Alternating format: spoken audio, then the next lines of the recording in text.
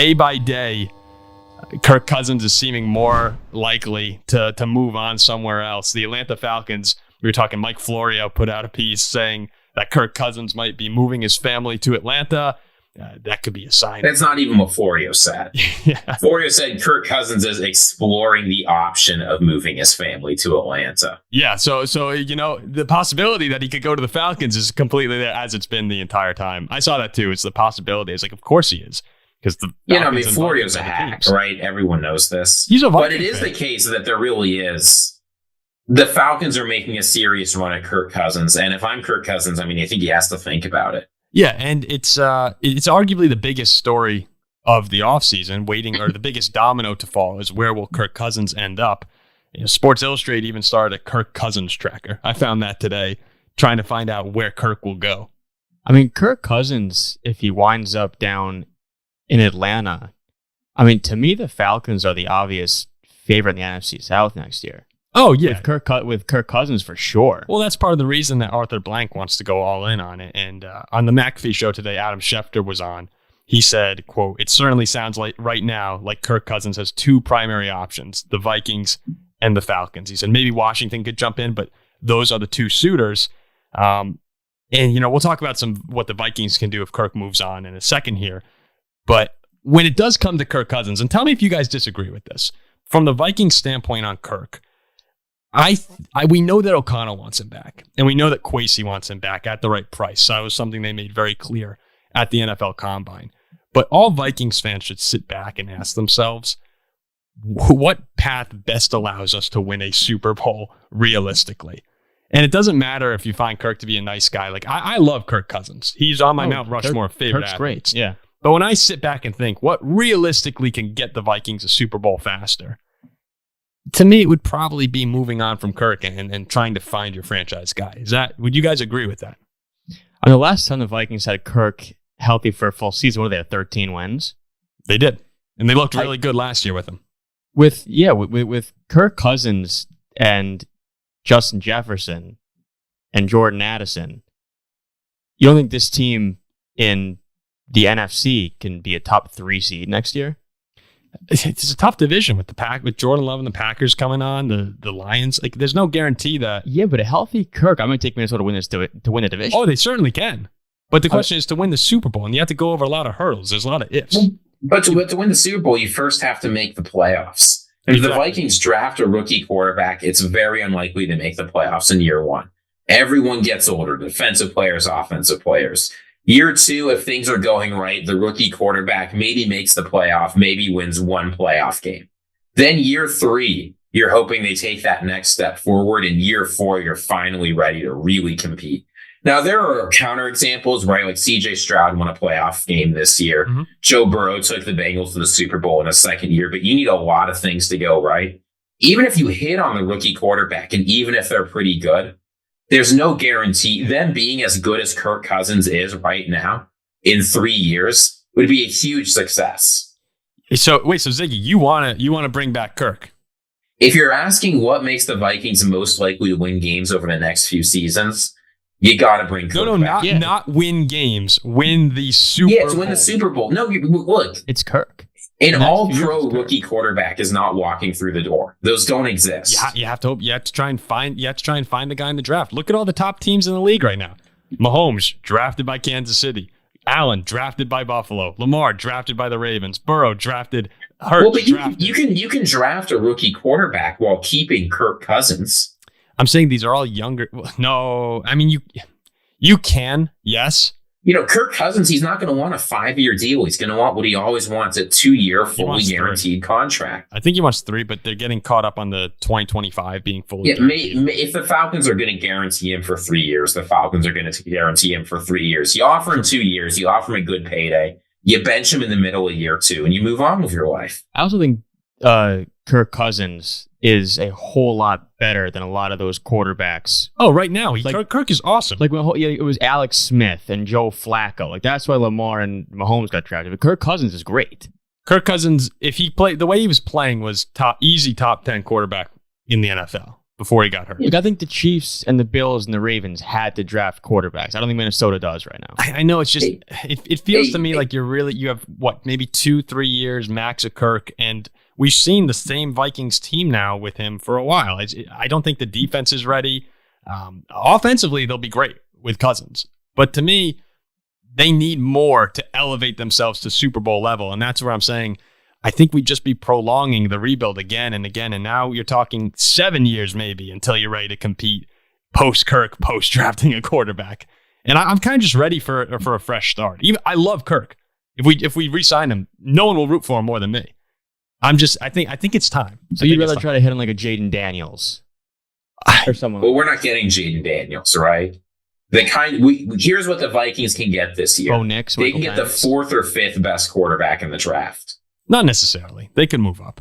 Yeah, they can trade multiple future firsts and leverage their whole future on one guy. Yeah, if they love someone, I can. But before we get into this conversation, I did want to say one more thing about Cousins. That I was talking to someone who was at the combine and who spoke with Cousins' agent actually, and apparently Kirk bought. There's this machine for Achilles recovery. It's super expensive that they have at facilities. Kirk apparently just bought one of those machines and has it at his house now and has been using it to recover.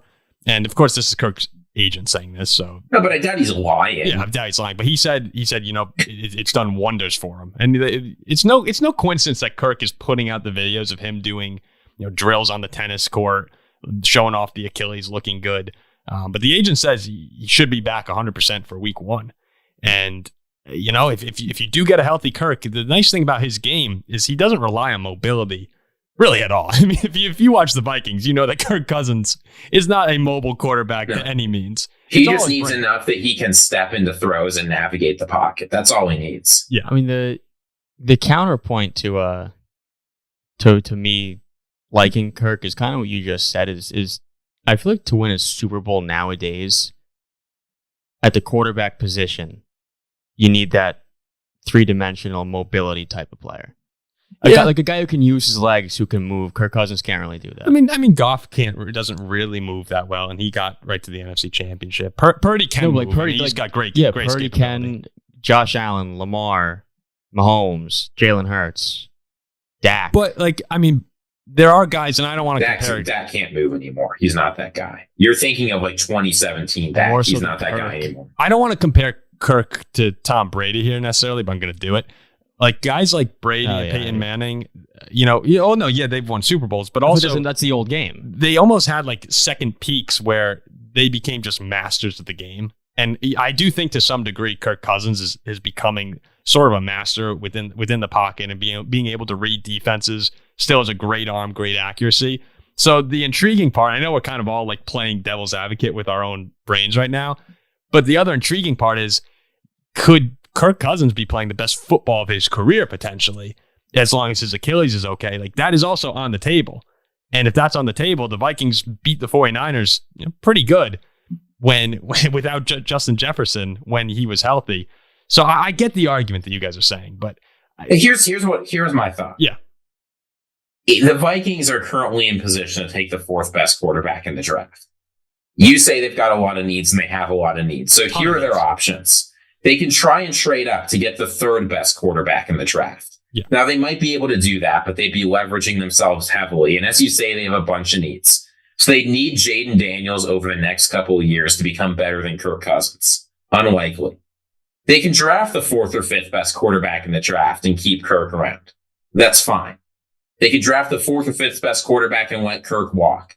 That's not fine. Or they can keep Kirk and use some of that draft capital to improve the things around him. I think he's got a few good years left. I think he's a very good player. I think it is unlikely, even if you can trade up, that you're getting a better quarterback than Kirk coming through the door. I don't see why there's a lot of urgency to blow things up. You've got so many good players right now. We could bring Danielle Hunter back. You'd have one of the best offenses in the NFL with a growing defense. I don't get it. You don't think that, especially last year what we saw with Philly and them kind of collapsing, you don't think with a healthy Kirk, this team can win 11, 12 games, get a 3 He's the 3rd best quarterback in the NFC, Paul. I know. Look, we've seen the same Vikings team now for years. I think that they're very good, But do I think they can beat I think the 49ers? Probably not. I think the NFC right now is kind of weak. The NFC, see, that's the thing. The Eagles' implosion and, Kelsey retiring, like all the Philly's demise can be used as an argument where, all right, can the Vikings beat the Cowboys? Yeah. Can they beat the Rams? Yeah. Can Detroit? They beat Detroit? Yeah. Can they beat Green Bay? Yeah. It's really San Francisco's the one team I look at and go, all right, there's a gap there. What they do last year. But and they beat them. Minnesota with Kirk is one of the few teams who can beat San Francisco. Would you give them all the money? Like how? Yeah, I think Ziggy, where would you stop with Kirk Cousins and money? Like, would you give him 45? Would you give him 50 million? It's hard to know exactly what numbers I'd stop at with Kirk. Again, it's so much of it depends on the contract, the guarantees, the length, all of that. Would you fully guarantee him? If I'm fully guaranteeing Kirk, I'm probably willing to go a little over 40 a year for 2 years. So, I think Kirk wants 45 to 50 fully guaranteed, and the Vikings, I'd imagine, he's not getting 3 years of 50 fully guaranteed. That's not on the market. What do you think most Vikings fans want to do? I think most Vikings fans. I want to hear their comments, obviously. I'd love to see the comments because it really is. I think it's a polarizing topic amongst Vikings fans right now. I would say most Vikings fans would love to have Kirk back at a reasonable price. But the thing is, Kirk probably doesn't want a reasonable price. And Atlanta is going to give him whatever he wants, supposedly. That's what all reports say. We'll see. I mean, Kirk Cousins is the best negotiator in professional sports, right? Maybe ever. Legitimately, maybe ever. So if they can get him for a reasonable price, I'd love to bring in Kirk. And I would even consider drafting a quarterback and letting him do the Packers thing, which no one really does. There's just no patience. But yeah, if it's between an edge rusher and a quarterback we really, really like, perhaps, I wouldn't be opposed. If there is a quarterback you like, you should take them. What you should not do is trade up to as high as you can get in the draft and leverage everything and let Kirk walk. Well, that's a very different story. I am very confident. We'll do the quick little drafting on the Vikings before we go on to Green Bay here. But I'm very confident if the Vikings were to move on from Kirk, let's say, or even if they don't, I think there's a good chance that J.J. McCarthy is going to be their draft pick. You could go back and look. There was some Vikings reporter, and I think he tweeted out, it's very obvious when you look back over the past few months, the Vikings are infatuated with J.J. McCarthy to some degree. The other guy that I think they really like is Jayden Daniels, who they've been apparently looking at a lot recently. Jayden Daniels, someone close to him said he was blown away by Kevin O'Connell in their one-on-one interview. That Daniels sat back after the interview, thought, whoa, this guy's legit, talking about Kevin O'Connell. And McCarthy also had a great interview. Penix interviewed with the Vikings and really liked them. They all had glowing reviews of Kevin O'Connell and Kwesi, which is very encouraging to see. And apparently that trickled down the rest of the NFL, like executives and agents. A lot of them were impressed with the Vikings organization and the vision they had. So, I'm expecting them to go and get a quarterback.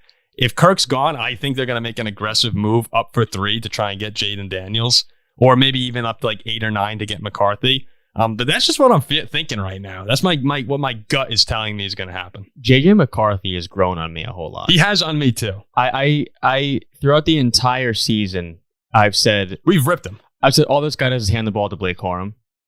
That really wasn't true. He's a much better passer than a lot of people realize. He's smart. He knows what he's doing with the ball. His reads are very good. At the end of the season, that last drive against Alabama and the championship against, who the hell was it? Washington. Yeah. He looked great. He's awesome. I'm this guy is an NFL-ready quarterback. And as the season went on, he really top 10 though. He really did grow on. Is he a top 10 quarterback? I don't know. I don't know if I like him or Jayden Daniels more. Really? You'd have him right next to Daniels, because I think Daniels at 3 is a big stretch as well. Out of those 2 QBs, I don't know who I like more. Ziggy, who would you, if you were the Vikings in that situation? And you feel free to throw in Penix or Bo Nix, but those guys are clearly. There's a tier 1. There might be Caleb Williams, and maybe you throw Drake May in there, or you can put him in tier 2. Sure. After those guys, there's a big drop off, and then McCarthy. I have some problems with McCarthy. I worry about the fact that by success rate, the only throws he was really good at were screens. You saw this during the throwing. He got a decent deep ball. He can throw a good short ball, but some of those intermediate passes, especially on the left side of the field. Yeah, no, I know. I saw those. But him and Jayden Daniels both have problems. Daniels, the problem is that I really worry about the frame. And I really worry some of those numbers were elevated by the LSU system. But after those guys, there's a clear drop-off. Yeah. I don't know who's better. I think it's unlikely that anyone's going to be able to figure out who's going to have the better career. There's interesting things in both of them. But they're clearly ahead of Penix Jr. and Bo Nix. Yeah. I'm not sure either of those guys go day one. Let me make one thing. I don't think they will either. Clear. Oh, I think one of them will at least. They'll be fringe. Let me make one thing clear though. I wouldn't be all in if the Vikings trade up for Jayden Daniels or McCarthy or just took McCarthy at 11, whatever it would be. I'm not saying I'd be very confident in the selection. Now, I do think O'Connell wants his guy, and I trust the drafting, even though I'm skeptical of Kwesi's decision making to a degree. I'm not saying it'd be the right move to go and do it, but that's what I think they will do, is go get one of those quarterbacks. So yeah, we'll see. We still need to see what happens with Kirk. If the Vikings go and get a quarterback, it is likely that quarterback will not be a Pro Bowl All-Pro player. That's just the most likely outcome, no matter who they get. It is. But Kirk Cousins is that. I know, but the last thing on this one will be is I think there's a better chance, or I think that it's worth the chance that hoping that guy is an all-pro level quarterback who can take you to the next level than continue to ride with Kirk and what we've been. That's my thought on the Super Bowl quest. But yeah, I mean, I'd love it. Look, if we get Kirk back, I'm not going to complain. He's awesome. And who better to groom a young quarterback than Kirk Cousins? That's another thing you can think about. So yeah, Vikings fans, let us know in the comments section whether or not you want to bring back Kirk. Clearly we're divided on it here. Even though at the end of the day, I think we all enjoy rooting for the guy.